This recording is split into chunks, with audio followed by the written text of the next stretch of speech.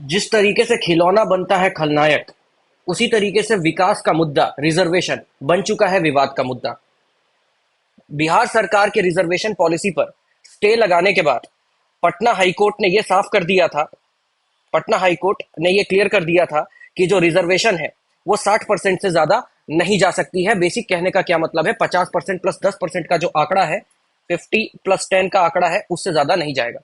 अब इस मामले को बिहार सरकार सुप्रीम कोर्ट पर लेकर के गई थी और सुप्रीम कोर्ट ने भी इस पर रिफ्यूज कर दिया है, पटना हाई कोर्ट के मामले पर, पटना हाई कोर्ट के ऑर्डर को स्क्रैप करने पर।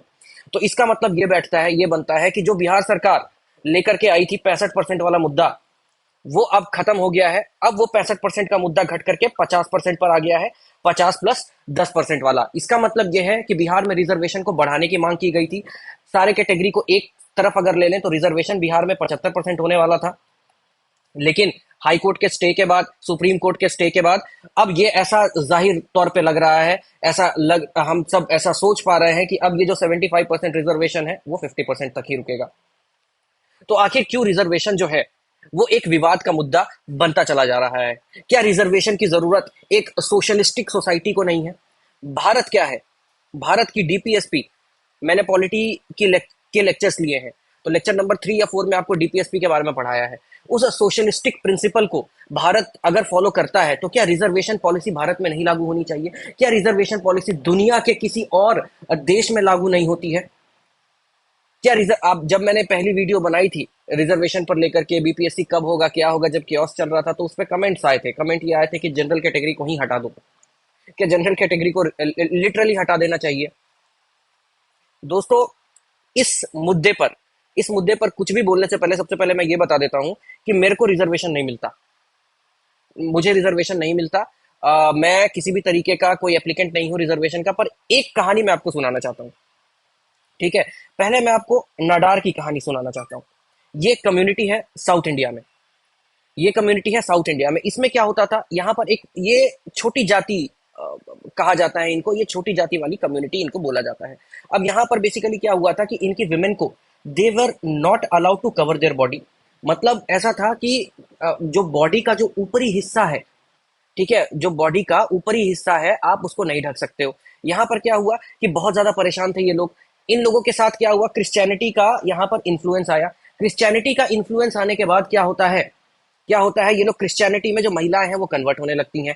जैसे ही क्रिश्चियनिटी में महिलाएं कन्वर्ट होने लगती है, अपर कास्ट हिंदू को ये पसंद नहीं आता है, और अपर कास्ट हिंदू क्या करता है, खुलेआम सरेआम दो महिलाओं को जिन्होंने पूरे शरीर को ढक रखा था उनको फांसी पर चढ़ा देते हैं। जैसे ही वो फांसी पर चढ़ते हैं, नादार कम्युनिटी के लोग विद्रोह करने लग जाते हैं, और विद्रोह करते हैं। विद्रोह इतना बढ़ जाता है कि इस पर्टिकुलर कम्युनिटी के औरतों को अपनी शरीर को पूरा ढकने की इजाजत दे दी जाती है, मिल जाती है।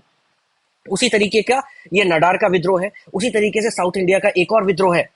इस विद्रोह में क्या हुआ था, ब्रेस्ट टैक्स बोल करके एक टैक्स लिया जाता था, उसमें women were not allowed to cover their breast. ठीक है, मतलब क्या होता था कि वो शरीर के ऊपर वाले हिस्से को वो नहीं ढक सकती थी। तो यहां पर आपको इनकी पूजा भी होती है। इन्होंने क्या किया, इनसे जब टैक्स मांगने के लिए लोग गए, इन्होंने क्या किया, पहले पहले तो इन्होंने इस प्रथा को, इस कुरीति को इन्होंने अपोज किया। अपोज करने के बाद इन्होंने क्या किया, टैक्स देना बंद कर दिया। अपर कास्ट लोगों को, राजा को ये चीज समझ अच्छी नहीं लगी। राजा ने कुछ लोगों को भेजा उनके पास कि भाई जा करके टैक्स वसूल करो उनसे। उन्होंने बदले में क्या किया, अपने बॉडी पार्ट को काट करके, यहां पर आप देख सकते हो, उस टैक्स के बदले परोस दिया कि ना रहेगा बांस ना बजेगी बांसुरी। अब ये ब्लड इतना ज्यादा बह गया था कि इनकी डेथ हो गई ब्लड बहने से। और ये देखने के बाद इस कम्युनिटी के लोगों को भी वहां पर बेसिक क्या कहते हैं, अब जो राइट्स मिलते हैं बॉडी को कवर करने के, वो उनको दी गई। एक बात अब आप बताओ, एक सवाल होगा मेरा आपसे, मेरा यहां पर आपसे सवाल यह है कि जिन कम्युनिटी के लोगों को, कुछ कम्युनिटी के लोगों को बेसिक नीड्स जिनकी पूरी नहीं हो रही है, ठीक है, क्या वो कभी लग्जरी के बारे में सोच सकते हैं? क्या वो कभी लग्जरी के बारे में सोच सकते हैं? क्लास बोल करके एक चीज होती है, middle class, upper class, lower class, और एक जात बोल के चीज होती है, कास्ट बोल करके चीज होती है।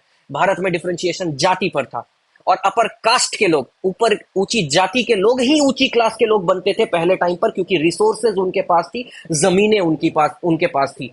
ये कभी मत कहना कि एक ब्राह्मण के पास कम जमीन होगी और एक शूद्र के पास ज्यादा जमीन होगी। इस वजह से क्या होता था, कास्ट और क्लास में एक रिलेशनशिप चलती थी आजादी के 50-60 साल बाद तक भी। जिस वजह से क्या होता था कि जो रिसोर्सेस का अप्रोप्रिएशन है, इंफ्रास्ट्रक्चर का जो इंफ्रास्ट्रक्चर कहने का मतलब सोशल कैपिटल का जो अप्रोप्रिएशन है, वो किसके पास होता था? वो हर टाइम पे कभी वो किसी ना किसी कीमत पे कभी ना कभी वो अपर कास्ट के लोगों के पास ही होता था। अब आप बताओ, जिसके पास सोर्सेज ही नहीं है ढंग के, वो कॉम्पीट कैसे कर सकते हैं? वो कैसे कॉम्पीट कर सकते हैं? जिनके पास, जिनकी 4 जनरेशन ने किताब ही नहीं देखी, क्या उनका उनका जो माइंडसेट है, उनका जो मेंटेलिटी है, वो किसी वैसे जनरेशन के साथ, वैसी फैमिली के साथ कंपीट कर पाएंगे क्या जिसके दादा परदादा पुरखे पढ़े लिखे हैं? क्या एक लिटरेट फैमिली के लोग को आप इक्वल कह सकते हो क्या इलिटरेट फैमिली के लोगों से? इस पर मैं ज्यादा एकेडमिकली नहीं जाना चाहता, क्योंकि ऑलरेडी मेरी वीडियोस हैं पॉलिटी की, वीडियो नंबर 2, वीडियो नंबर 3 आप देख सकते हो। फंडामेंटल राइट पर भी वीडियो है जिसमें मैंने सारे केसेस, इंदिरा सुहानी केस, ठीक है, इन सब चंपक दोराई राजन केस, इन सब केसेस के बारे में मैंने बहुत डिटेल में, रिजर्वेशन से जो बनता है वो सारी चीजें मैंने यहाँ पर, कॉन्सिक्वेंशियल सीनियोरिटी क्या होती है, कैसे होती है, क्या सब कुछ बता रखा है। तो इस वीडियो में एकेडमिक्स पर नहीं जाएंगे। उसी उसी तरीके से क्या रिजर्वेशन फुल प्रूफ है? देखो, दो तरीके से रिजर्वेशन में प्रॉब्लम है। एक तो पॉलिसी मेकिंग में ही प्रॉब्लम है। रिजर्वेशन की जो पॉलिसी बनी, रिजर्वेशन की पॉलिसी बननी चाहिए, लेकिन जिस तरीके से बन रही है वो गलत है। दूसरा, इंप्लीमेंटेशन उसका गलत हो रहा है। इंप्लीमेंटेशन आप देख ही रहे हो, पूजा खेड़कर का केस, इस पर भी हमने वीडियो बनाई है, शॉर्ट्स वीडियो है हमारी। ये केस तो आप देख ही रहे हो। इसके अलावा इंप्लीमेंटेशन पर ये जो गड़बड़ी है, इसको रोकना बहुत जरूरी है। भारत में देखो, रिजर्वेशन दो तरीके का होता है, हॉरिजेंटल और वर्टिकल। भारत में वर्टिकल रिजर्वेशन है। वर्टिकल रिजर्वेशन का कहने का क्या मतलब है कि कोई अगर SC, ST, schedule caste, schedule tribe, OBC, अगर वो जनरल जो कैंडिडेट है उनके बराबर नंबर लेकर के आता है, तो उसकी जो, जैसे मान के चलो यहां पर जनरल की सीट्स है 40, एससी की सीट्स है मान लो 10, ओबीसी की सीट्स है कितनी, मान लो 15। जो एससी कैटेगरी का एक कैंडिडेट है उसने फॉर्म एससी से भरा, लेकिन होता क्या है कि इसका जो एससी का जो कट ऑफ है अगर मान लो 50 और उस बंदे के 51 मार्क्स आ गए, तो वो बंदा जो अपने आप को कहां क्लेम कर देगा? जनरल में क्लेम कर देगा। इसको कहते हैं वर्टिकल रिजर्वेशन। हॉरिजॉन्टल रिजर्वेशन क्या होता है कि नहीं भाई, जनरल है 40 है तो 40 जनरल ही रहेगा, इससे ज्यादा नहीं आ सकता। एससी कितना है? 10 है तो 10 ही रहेगा।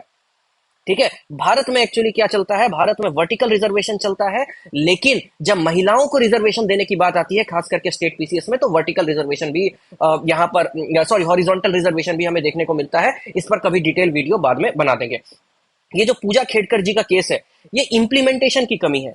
लेकिन ये वाला जो केस है, ठीक है, ये दोनों सेलेक्टेड कैंडिडेट है, इन दोनों का जो केस है वो पॉलिसी फॉर्मुलेशन का केस है। क्योंकि मुझे याद है जिस समय इनका सिलेक्शन हुआ था, रैंक शायद 15 इनकी आई थी, ये जो इनका जिस समय सिलेक्शन हुआ था, तो इनके जितने मार्क्स थे प्रीलिम्स में, उससे ज्यादा मेरे दोस्त के मार्क्स थे प्रीलिम्स में, एंड ही फेल्ड प्रीलिम्स।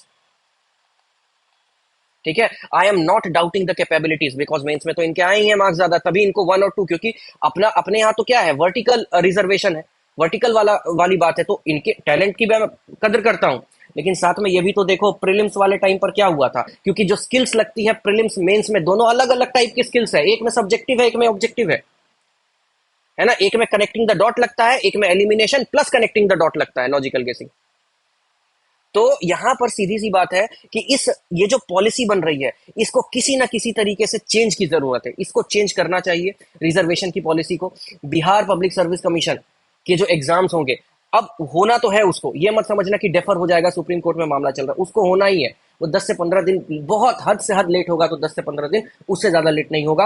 आप एकदम अच्छे से पढ़ना और कमेंट बॉक्स में आप ये बताना कि क्या वाकई में रिजर्वेशन की ऐसी जरूरत है कि रिजर्वेशन को 80% कर देना चाहिए, 90% कर देना चाहिए, या फिर रिजर्वेशन पर चेंज लाना चाहिए। अपनी राय कमेंट बॉक्स में जरूर डालिए।